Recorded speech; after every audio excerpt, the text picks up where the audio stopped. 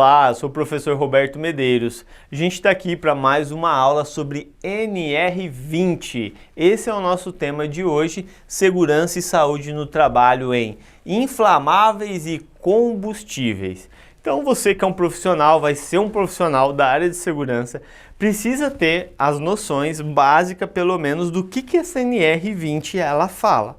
Assim como a nossa aula anterior, que a gente falou sobre explosivos, é essencial que você tire um tempinho para ler na íntegra o que diz a NR20 também. Tem muitos detalhes, muitas orientações de segurança lá. Então, entra no site do ENIT, baixa lá, NR20 e olha os detalhes lá, porque nós não vamos falar todos os detalhes nessa aula. A gente vai dar uma pincelada em alguns assuntos, eu vou atualizar vocês. O que a inspeção do trabalho mais tem apertado as empresas, e aí eu quero a sua atenção aqui para a gente abordar esses itens, tranquilo?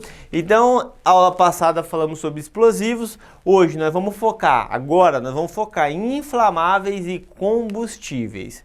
Então é interessante que a NR20 ela tem uma abrangência significativa, porque toda vez que eu falar de manipulação de inflamáveis ou líquidos combustível, isso pode ser lá na extração, pode ser na produção desses produtos, no armazenamento, transporte, transferência, manuseio, pode ser lá na etapa de projeto, de construção, de montagem, de operação, de manutenção.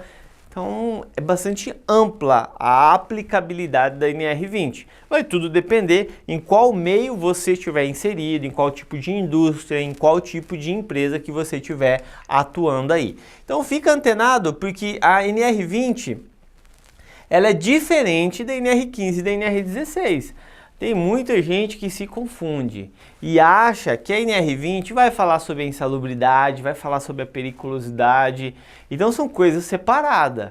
Os adicionais, para saber se a pessoa ganha um pouco a mais do salário dela, está lá na NR15 e está lá na NR16.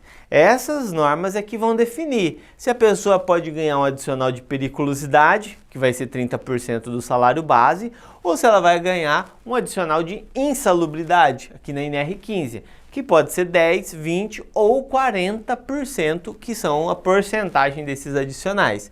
Então, é só importante ficar gravado isso, que a NR20, o foco dela é o quê? A segurança, é que não aconteça acidentes com os trabalhadores e que todas as medidas preventivas elas estejam corretamente implantadas, instaladas, porque, de novo, já pensou acontecer um acidente com um líquido inflamável ou combustível, com certeza a catástrofe, o desastre vai ser grande e a gente tem que ser preventivo. Bem, se a gente for dar uma olhada em detalhes na NR20, ela já começa definindo as instalações, subdividindo as instalações em classes. Pode ser classe 1, classe 2 ou classe 3. Quanto maior o tipo de atividade, quanto maior a quantidade de líquido inflamável, líquido combustível ou inflamável naquela instalação, naquela empresa, maior vai ser a classe. E é importantíssimo você saber qual classe a sua atividade econômica está enquadrada, porque aí você vai saber quais serão os outros passos que você deverá seguir. Por quê? Porque tem empresas que têm inflamável, que têm combustível, mas é uma quantidade pequena. Então, se a quantidade é pequena, o nível de exigência para a sua atividade é menor. Se é uma quantidade maior, com certeza o nível de exigência vai ser maior. Então, é importante você ter um quadrinho lá na NR20 e aí tem os tipos de atividades, aí você lê lá e consegue enquadrar facilmente qual é a classe que a sua empresa tá classificada. Projeto de instalação. Toda empresa que tiver sujeita aqui às normas da NR20 tem que ter um projeto de instalação. É importante a gente abordar isso aqui porque isso não é o setor da segurança que tem que fazer, mas ele tem que entender que isso precisa existir dentro da empresa. Assim como os profissionais da área de segurança precisam entender que precisa ter um prontuário das instalações.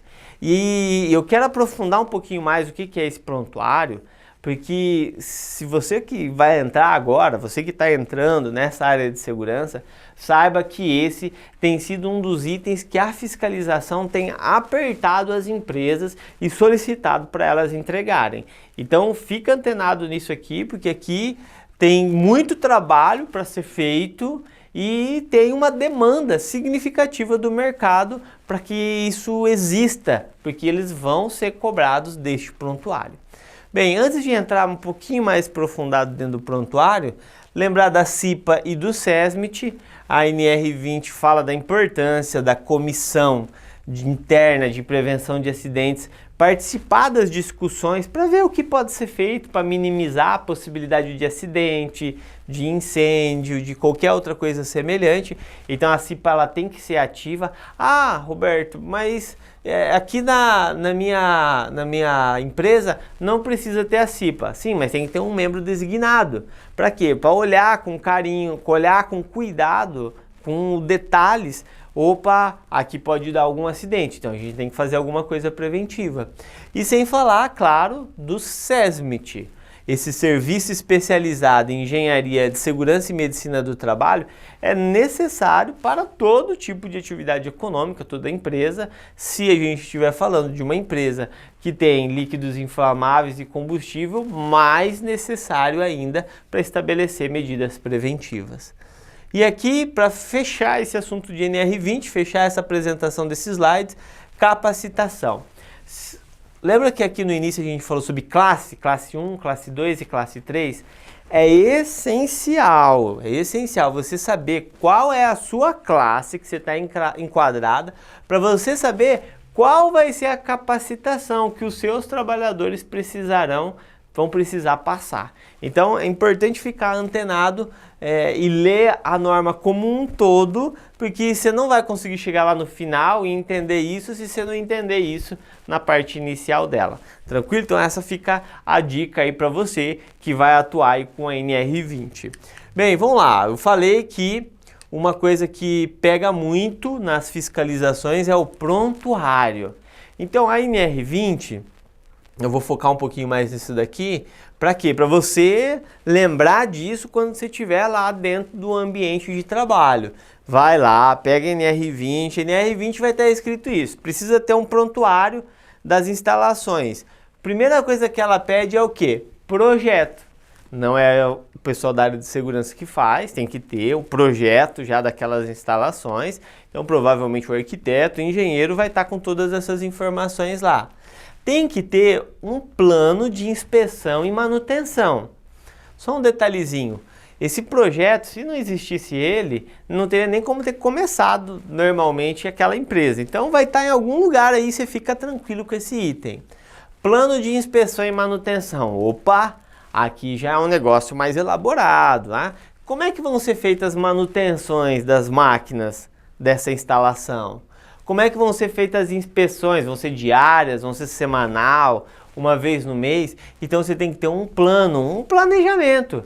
O que vai fazer, que dia que vai fazer, o que itens vão ser conferidos. Ah, vamos conferir a bomba, vamos conferir o tanque. Então isso tudo tem que ser analisado, registrado e tem que obedecer um plano, um planejamento, uma ordem de o que eu vou fazer primeiro, o que eu vou fazer segundo.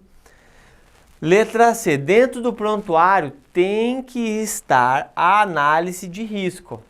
A própria NR20, lá no item 7.1, ela detalha que fatores, que informações devem conter essa análise de risco. Você, que é um futuro profissional da área de segurança, entenda que a análise de risco é uma atividade permanente da nossa profissão. Analisar o risco é uma coisa que a gente tem que sempre estar fazendo e diferentes normas elas vêm trazendo análise do risco e cada caso é um caso. Você tem que chegar ali, observar, escrever quais são os riscos, quais são as possibilidades do que pode acontecer aquilo ali, estabelecer uma matriz de gravidade, qual é a probabilidade disso e qual é a gravidade que esse possível risco ele pode gerar e, com base nisso, estabelecer medidas preventivas. Então, você tem que fazer sua análise de risco, que vai compor este prontuário. Tranquilo? D. Plano de prevenção e controle de vazamentos, derramamentos, incêndios, explosão e identificação das fontes de emissão fugitivas. De novo, acontece um derramamento, o que que faz? Qual que é o próximo passo aí? Um incêndio, opa, tem os extintores, então beleza. Tem uma fonte ali de emissões fugitivas, então você tem ali um kit mitigação, se caso acontecer algum vazamento. Então é importante verificar isso. Esse plano de prevenção vai estabelecer isso e muitas outras coisas. Qual que é o ponto de encontro, qual que é a rota de fuga, onde que as pessoas têm que seguir. Então isso tudo tem que estar pré-definido e escrito e vai compor o seu prontuário. E para fechar, o plano de respostas à emergência. Vamos lá, uma pessoa está lá, se acidenta e toma um banho lá daquele material inflamável, lá daquele produto químico. E aí? O que que faz? Para onde que liga? Quem são as pessoas que estão habilitadas para prestar o primeiro atendimento, o primeiro socorro? Então, todas essas informações, elas vão compor esse prontuário. E ela é essencial, isso é essencial para a sua atividade, para você evitar problema com a fiscalização.